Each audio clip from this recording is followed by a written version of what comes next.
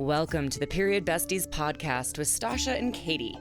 Think about it as chatting with your best friends about all the TMI stuff you've never talked about before with two period coaches who've been helping hormones collectively for over 20 years now.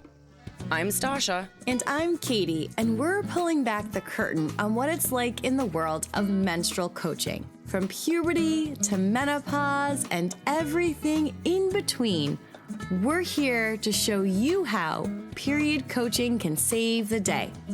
We'll share practical tips and information you can put to immediate use to improve your hormones and happiness. We're removing the mystery, ending the taboo, and shining a light on just how powerful period coaching can be.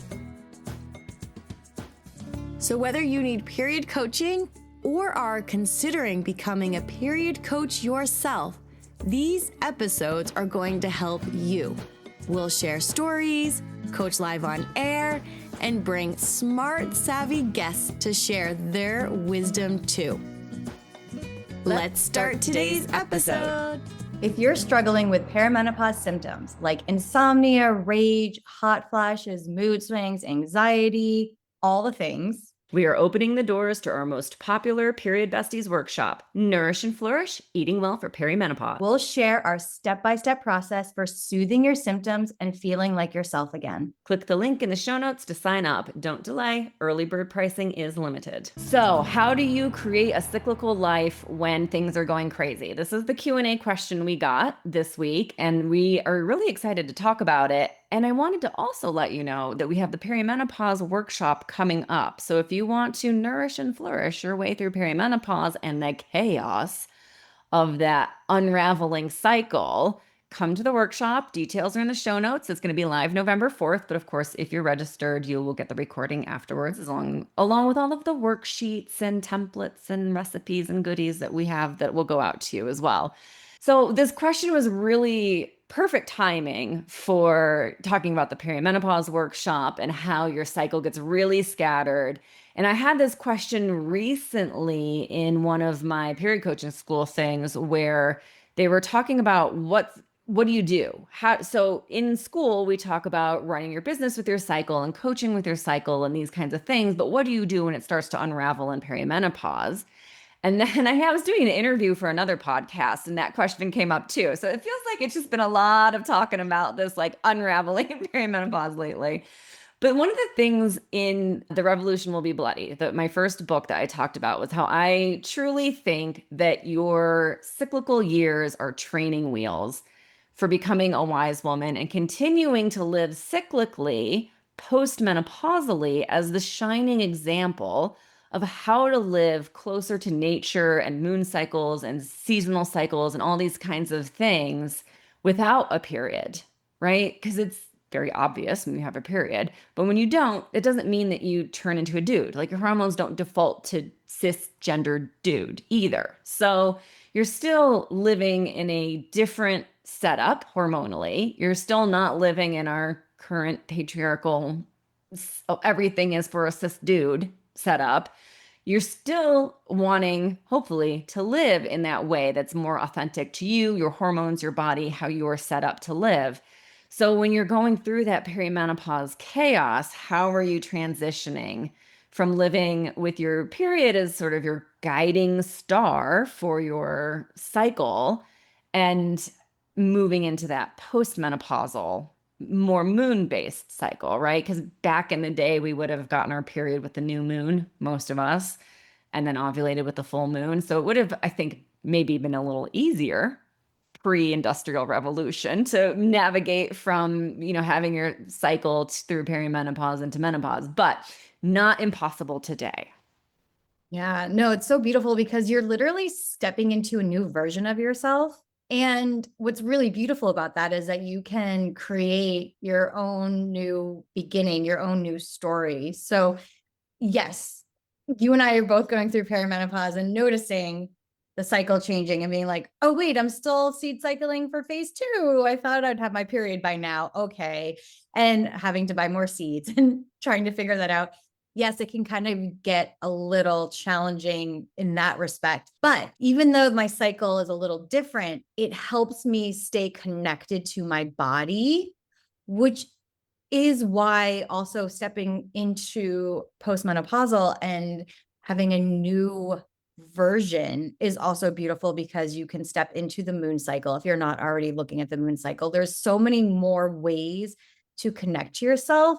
And it's so interesting. I was out with some girlfriends last week and we were all talking about periods. And I was like, I have a podcast. They're friends from, like, my boys' friends from school's mom. So we were hanging out. And one lady was like, I really wish that when I had my period, I could just go hang out with other women that had their periods and someone else could take care of my kids. I'm like, well, that's what used to happen back in the day.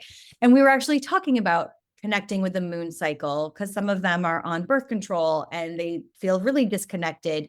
So I don't think it's necessarily just perimenopausal, or it's any time when you are trying to feel more connected and your cycle is just irregular. And that's very, very common. I mean, even before I was in perimenopause, some months I would have a longer cycle and other months I'd have a shorter one. It's, you could get a cold, you could be stressed out, you could be traveling. There's so many reasons, but staying connected and seed cycling is one of those ways that I really like doing it. I like to eat from my cycle and all of that, but the seeds are just the easiest way for me to remember. They're on my kitchen counter. I keep them there and I just feel really connected. And I'm going to continue that postmenopausal and doing that with the moon cycle, because I really feel like anything you can do to help your body ground and stay in tune, do it for as long as you possibly can. And the benefit of that too is that seeds are not expensive. Yeah. In fact, you said that and I was like, oh, that's right. I need to put those on my shopping list. I'm almost out. Just real quick, pop them on. Yeah. And I love that you pointed out that irregular cycles happen all the time, no matter where we are in our cyclical years. So yeah, I love that as well, and eating with it. And there comes a point where you are in that perimenopausal place where you flip the switch and you start to seed cycle with the moon instead of your cycle. So, it's going to have to be individual to you where you want to make that flip. But at some point, I think I'll probably end up doing it when I hit a good 60 days, when I hit that totally skipped a period. That'll probably be, that's what, stage 3 of perimenopause. So that'll probably be about where I flip my switch over so that I'm seed cycling with the moon rather than with my own cycle. But who knows? I mean, it could be something where I don't ovulate for a while. And so I go, you know what? I'm going to flip over to the moon cycle now or something. I don't know. We'll see when we get there, but it's certainly something to do. And the same thing goes with planning.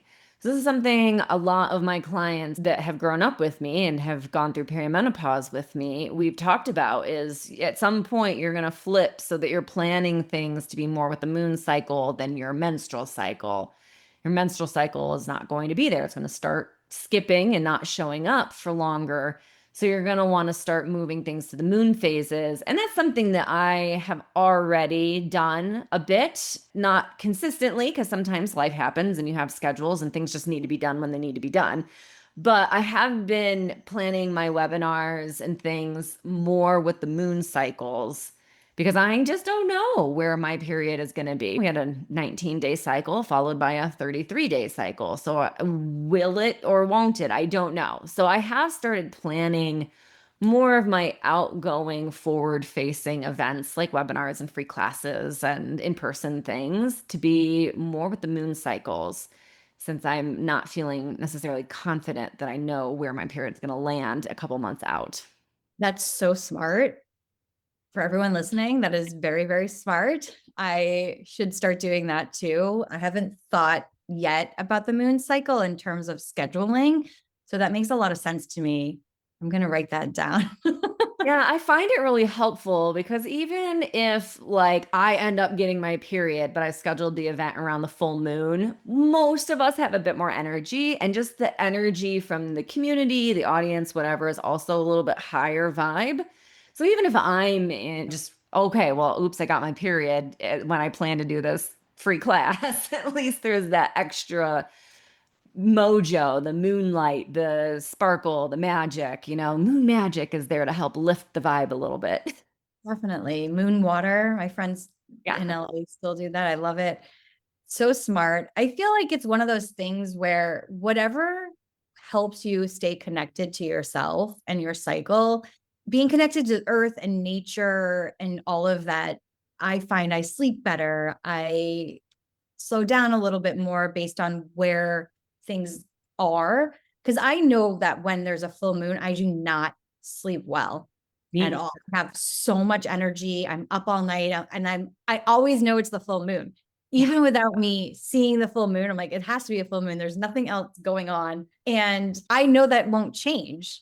So I like what you said about you're going to have more energy, do more planning around that. So I just think the more that we can come back to nature and come back to ourselves and really have that cohesiveness is really going to help all of us evolve in the way that helps us stay connected. Yeah. And one of the things that our question, she specifically said, why is this important? Right. When she emailed me, she was like, I want to answer this question, but she had a whole sentence that was like, and tell me why this is important. So just to really drive it home, you don't default to cis dudes hormones. So the same thing every day at the same time is never going to be your best hormonal support. Even in peri and post-menopause, you're not defaulting back to dudes. So sticking with those cycles, back in the day, we would have absolutely still lived with the moon cycles as our guiding monthly cycle. And don't forget that there's the small cycles, your circadian rhythm, your big cycles, your monthly cycles, the moon cycles, your menstrual cycles, your bigger cycles, the seasonal cycles, the early spring, height of spring, spring melting into summer, and then the yearly cycle of the seasons themselves. So you have all of these cycles that we're living in and with. And so when we honor them and move with them, it just makes everything a little easier, a little less crazy, you don't feel so much like, boy, something feels off, but I can't quite put my finger on it.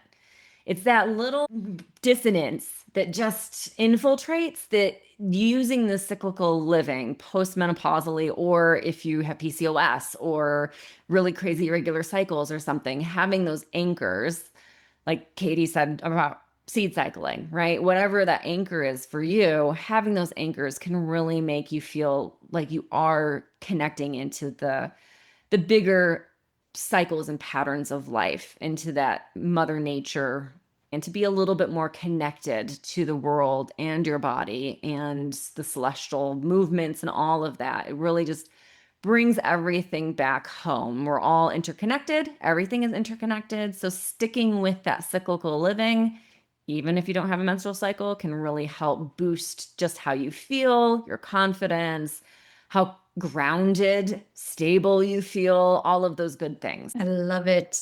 I love it. And if you are going through perimenopause and or just want more information, education, knowledge, you should definitely join us on November 4th. Check out the show notes, all the details, and we can't wait to see you in class. Bye for now. A big shout out and thank you to our sponsors for today's episode, Period Coaching School and Katie Bresek Wellness. Thanks to you, our favorite bestie, for listening to the Period Besties Podcast, where no topic is TMI. And of course, share this episode with your besties. Remember to leave us a 5-star review, nothing less than the best for us besties, and subscribe wherever you listen to podcasts. You can follow us on Instagram at Stasha Washburn and at Katie Bresek, or email us at periodbestiespodcast@gmail.com. Check out more about us at katiebresek.com and periodcoachingschool.com. And of course, check the show notes for free goodies and extras that support this episode. We'll see you on the next episode. Bye for now, besties.